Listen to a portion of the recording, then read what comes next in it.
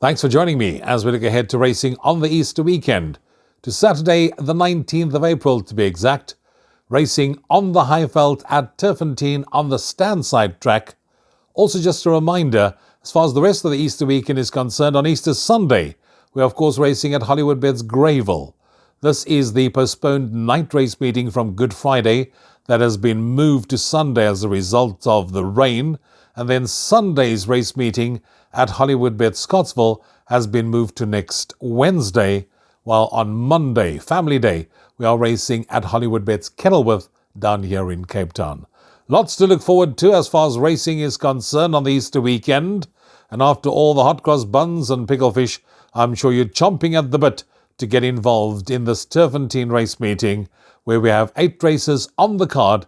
The first gets underway at 12:40, and if you are going to be getting involved with the free Hollywoodbet Punter Challenge, you need to have your entries on 5 minutes before the advertised starting time of the first. Put those selections through, take the bet slip. That is what puts you in line to walking off with that big life-changing jackpot prize if you were to be the one person to correctly pick all the winners on the program. And being an 8-race card, it means that the exotics starts in the first. Race 1 is the first leg of the bipot. You need to be on at 12:40.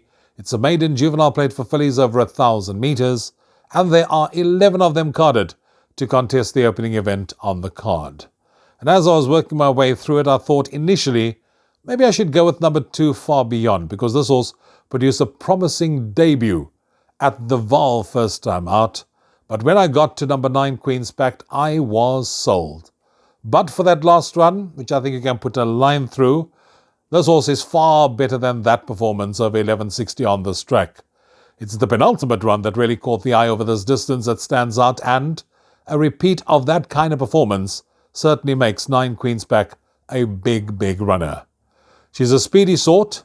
She now gets the services of Richard Fourie, and I do think it's a jockey strike as far as 9 Queen's Pact is concerned, and she will take a power of beating in the opener. So I'm going with 9 Queen's Pact to win it, ahead of 2 Far Beyond. For third, I'm going with the first-timer, related to 6-time winner Mufasa, number 7, Mystical Miss, and for fourth, number 5, Hopscotch.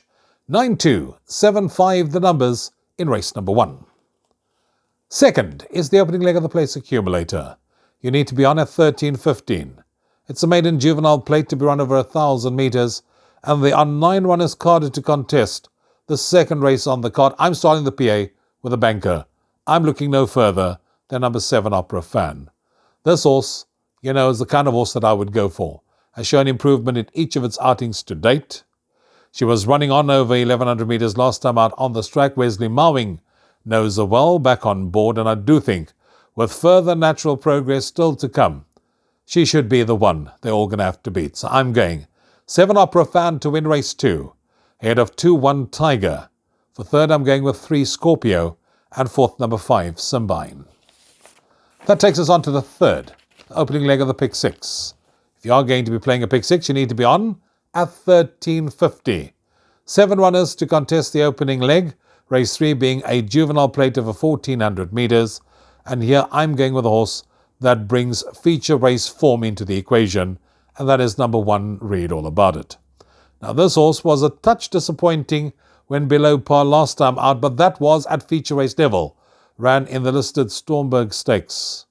That form line has certainly held up well. In fact, the horse that finished second, One Fine Winter, has subsequently come out and won, as well as the horse that finished 5th that day, a horse called Tina Lovelace, has also come out and won. So we've had 2 winners already come out of that form line. Richard Fourie retains the ride for the Mike and Matthew de Kock training partnership. I think she'll enjoy the step up to 1,400, and with further improvement that is expected, will be the one they all have to beat. So I'm going 1 Read All About It to win it, ahead of 2 Crystal Grove, 4 Red Penny, and 5 Sister Golden Hair. Race 4, first leg of the first jackpot.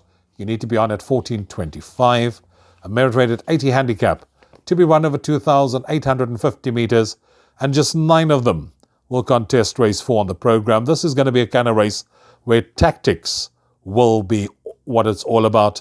However, there are a couple of them that are also renewing rivalry, and as a result, there is a swing at the weights. Number 1 to the rescue, for example, with number 2, Rodeo's Magic.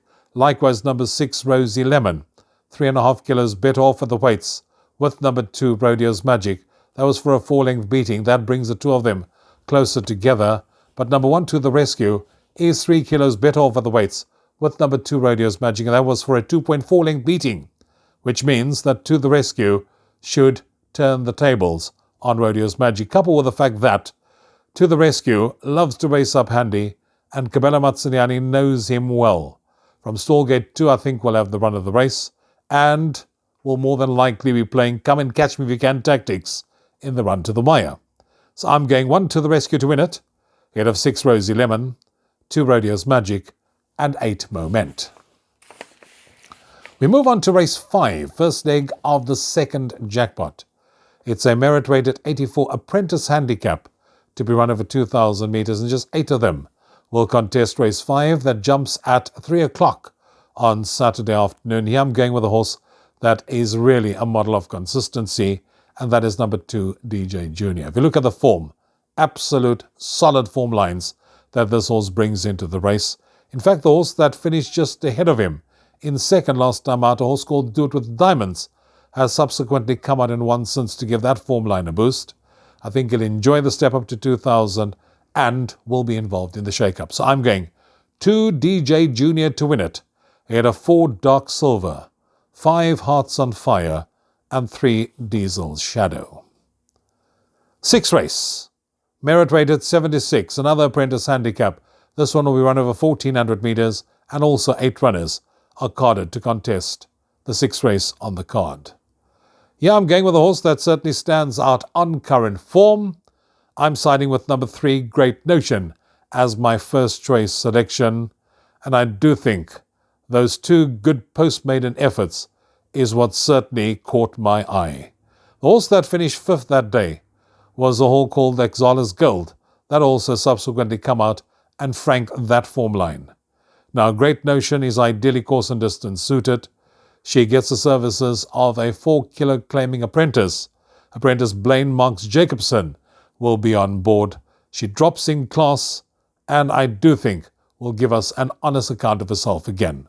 So I'm going 3, Great Notion to win it, ahead of 2, Paul Revere, 4, King of Numbers, and 7, Sail the Sky. That takes us to the penultimate race on the card, race 7, a merit-rated 93 handicap to be run over 1,400 metres. And I think this is the biggest field on the day. 12 runners are carded in race 7. Here I like number 4, Night Bomber, purely because of where she finished behind Palmadora's Jet, who I think is no slouch. I do think Palmadora's Jet we're probably going to hear quite a bit of during the height of KZN's champion season that we're all looking forward to. Night Bomber set the pace last time out and stayed on to finish 3rd behind Palmadora's Jet. Here, Night Bomber is nicely drawn. Muzieni's booked to ride, and I do think that Muzi could just make the difference to get that little bit more out of Night Bomber if Night Bomber is to go to the front. This also happens to be trainer Baron Boerter's only runner on the day, and how often doesn't it happen when a trainer sends 1 winner to the track, comes home with 1 winner, 100% strike rate. So I'm going 4, Night Bomber to win race 7, ahead of 2, Mastership, 7, Warhawk Bomber, and 3, Max the Magician. That takes us on to the last race, race 8, a merit-rated 94 handicap to be run over 1,000 metres. 11 runners are carded to contest the final event on the programme, and my eye immediately fell on the horse that won well last time out over 1160, and that is number 8, Warm Winter Night. If you look at his track record, he's had 3 runs for 2 wins and a third from just 3 outings. So definitely loves this track. Cabela Mazziniani is also back on board. And if you look 3 runs back, you'll see that Cabela Mazziniani was on board him when he was victorious. On current form, despite being up in class, I do think that he can continue about his winning ways. So I'm going with number 8, Warm White Night to win it, ahead of 9, Bourbon Reserve, 5, Address the Nation, and 10, Mist in Scotland. 8, 9, 5, 10 the numbers in race number 8. And that takes care of our preview of racing at Turffontein on Saturday afternoon. I trust you'll find the winners. Go and cash those tickets. Build the kitty for the rest of the Easter weekend. From me, Rouvaun. Till next time. Cheers for now.